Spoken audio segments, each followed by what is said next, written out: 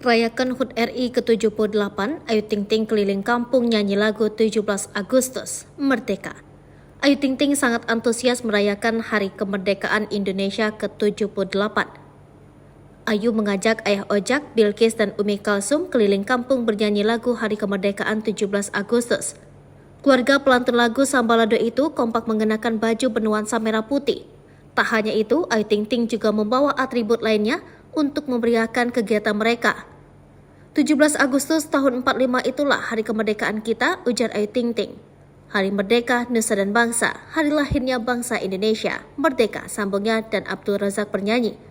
Ayah Ojak itu pun tampak memanggil warga sekitar untuk ikut bernyanyi dan berkumpul lomba 17 Agustus.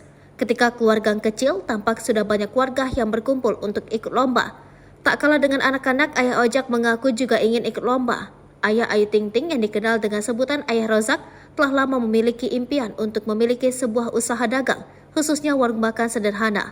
Meskipun sang ayah sudah pensiun, impian tersebut tetap menggelora dalam hatinya.